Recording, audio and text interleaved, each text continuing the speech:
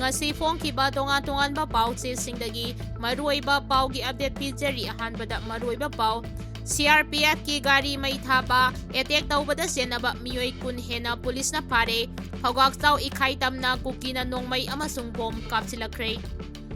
Manipur gi census April amadagi haugani haina tawrambadu September amadagi kuntra pauba pangthongnaba notice thokre JFD na sangsilakpa khongjangda arambai tengol gi thaumi lakh amaga lising mariputara ni thoina Sougatkani haina phongdorakre census yaithokpa miyamda utchaibani haina JFD na phongdorakre masak khangdaba singna maring puruki panthong chariba mafamsing thugairamle mitop yanaba honaringai aikhoigi iraicha sing mutkhrabasu yai haibagi mawongda lusingba singna thabak tawraklabadi Manipurda mai haurakani haina emsuna phongdorakre Moreda Gari Thugairamle Lautang sang Mei Tharamle West Asia da thogliba lanjau gi matangda Prime Minister na ngasi state singi CM singa unagadori Haujik pau sandong na pizari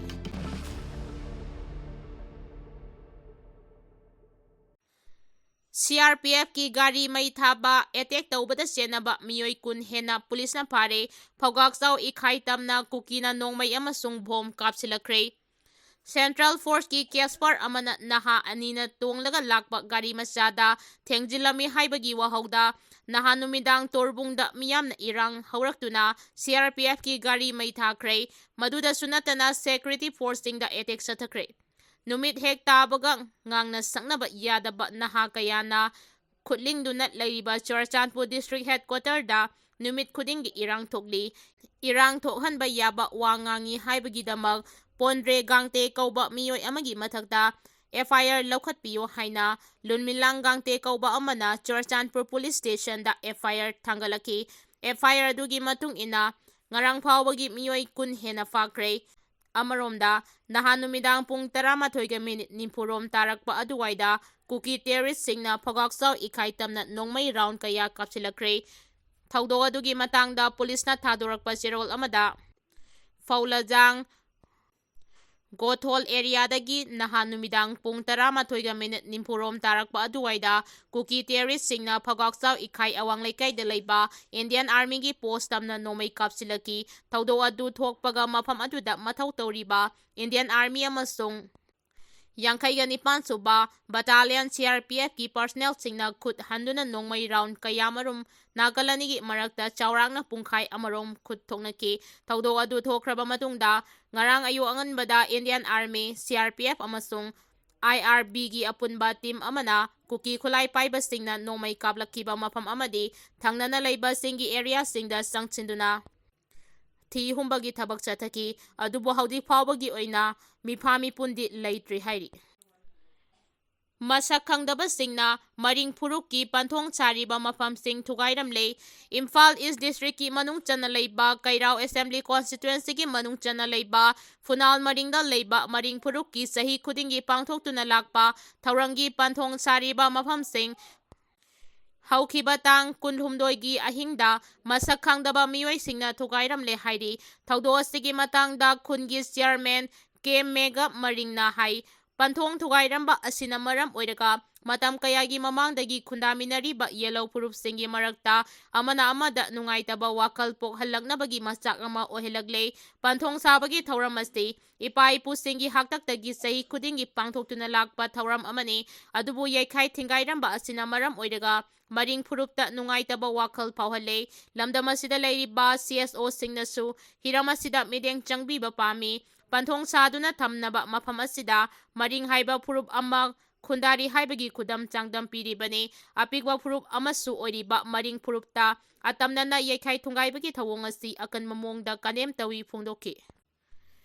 mitop yanaba honaringai aikhoigi iraicha sing mutkhrabasu yai haibagi mawongda lusingba singna thabak tawraklabadi Manipurda mai haurakani haina emsuna phongdorakre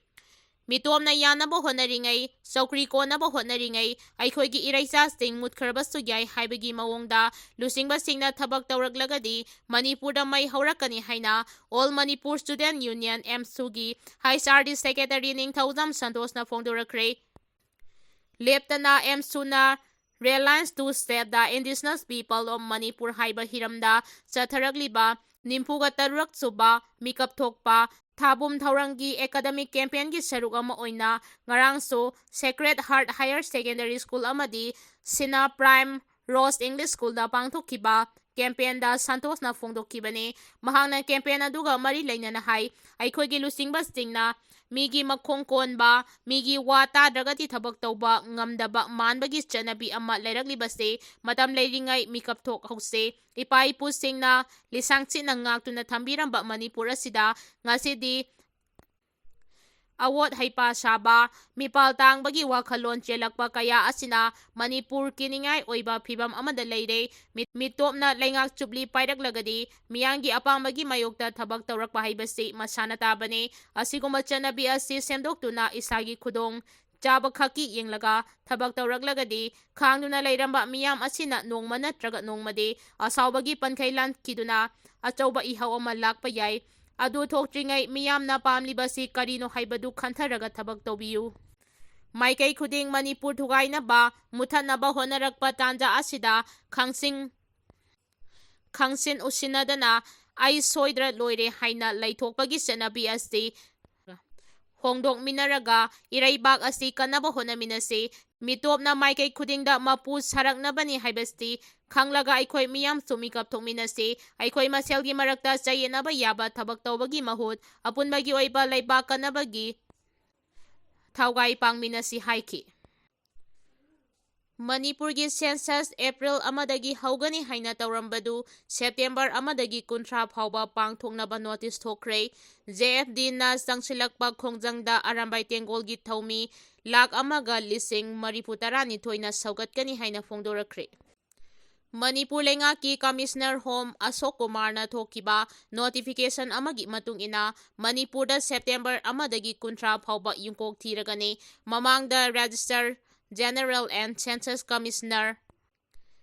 Mitunjoy Kumar Narayan na January 3 thokiba notification amagi matung ina laibak asigi state amadi union territory pumnamakta chahi asigi April amadagi numit kuntrani chupna yungkok thibagi thabak chathagani haina phongdokkibani Home Commissioner na nauna thorakiba notification asigi matung ina mamangda Register General and Census Commissioner na thokiba notification adu chanararoi chahi asigi September amadagi hauraga September kunthra phauba numit kuntrani supna yungkok thibagi thabak paikhatpaga loinana August 13 gi August kunthra matoi phauba numit 15 ni oina self enumeration gi khudongchaba leigani madugi mathangda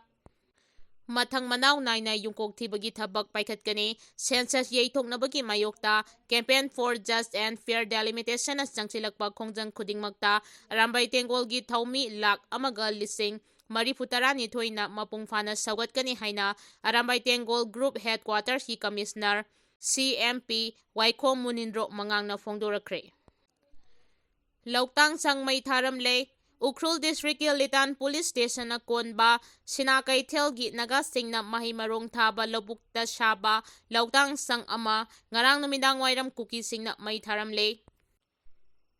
Moreda Gari Thugairamle Kabui Purukki miyoi khara na tongba aduga pangal amana thauraga moregi pangal khulakta thamlamba SUV car ama lamkelam haiba Kuki naha kharana side glass with shielding Thugairamle ngarang numidang thokiba thodok adu car aduda salai taret ki sticker napagi thugai kibani hainari hiramastigi matangda police ti tumina leiri hairi census yaithokpa miyamda utchaibani haina JFD na phongdorakre hojik leiriba lengak ase miyamga samnadaba lengak oire April amadagi haugadawriba yungkok thiba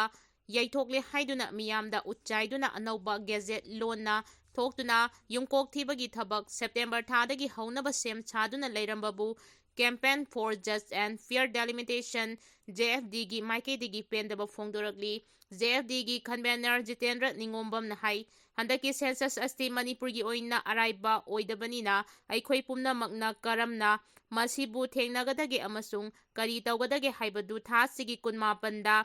miyangi mifam ama famlaga khanagani mifam aduda warep amasu logani warep adugi matung ina aikhoi pumnamakna thabak tawminagani phongdokhi West Asiada thokliba lanjaugi matangda Prime Minister na ngasi statesinggi CM-singga unagadori.